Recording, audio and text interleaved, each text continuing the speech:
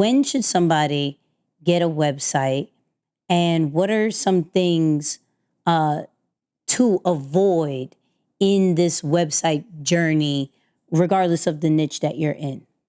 It really just depends on you, your business, and your situation, right? So there are some people, um, they get it out the mud, Nikki. Yeah, no website, no no logo, and they scale their businesses. So I tell potential clients this, that you don't have to spend a ton of money on your branding, your website and stuff like that, unless you made, money in your business. Until you made money in your business, because I know people that would spend a lot of money on a logo and website only for them to change their mind in 6 months. Like, I don't even like this business, or this, but it's not as popping as I thought it would be. There's no real demand, so like they don't really have that market validation. So I highly recommend you get out there and get your your hands dirty.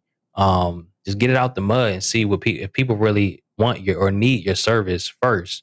And it's not the popular opinion, because designers like, man, I'm trying to get everything. Just if they got money to spend, I'll take it. It's like, nah, I don't want people to waste their money out here.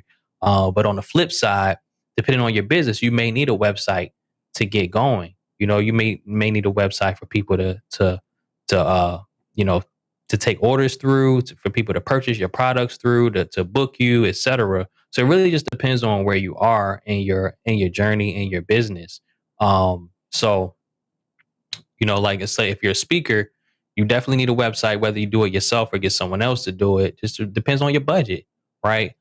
Because you needs a place for people to see what you do, what value you bring to the marketplace, what your speaking topics are, what clients you've worked with in the past, what services you offer, if you do coaching, consulting, just like that main hub, right? That main hub. And you also need that virtual real estate as well. So when people Google you, your website will come up, and then that'll kind of serve as your hub for everything related to you. So I know people try to use Linktree as that now, but you can really do a Linktree on your website. I mean, honestly, Zampy Mustafa.com, slash links, you could do something like that. So yeah, it really just depends on your own situation, your budget, and what you need at the time, in terms of like what your audience needs from you. Follow up. What are some tools that people should look into if they're trying to do it themselves? But what is one that they should just stay away from? Just super stay away from, because there's really some trash ones out there. I'm just saying. Tools doing it yourself. So, I don't, well, just full transparency, yo. I use Wix. It's a website builder. I use it pretty much exclusively for all my clients. I love it. My clients love it.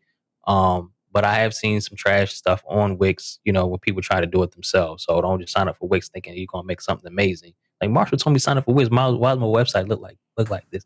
You do need, a design eye to know the basics of design, spacing, alignment, colors, stuff like that, making sure your fonts are consistent. So I love Wix. I recommend Wix. Squarespace is another good one I know people use. I don't use it because it's a little too limiting for me in terms of like reordering and arranging things and stuff like that. But people use that. Weebly is one that I wouldn't recommend. Also GoDaddy Site Builder. I don't recommend that either. Um, but WordPress, I know a lot of people who use WordPress. The only thing with WordPress is that you have to update plugins a lot, and it can be a bit difficult to update on your own once the design is completed. So unless you have a team that does that, or somebody who's a specialist, then it may not be advisable to use WordPress. But my top pick is definitely Wix.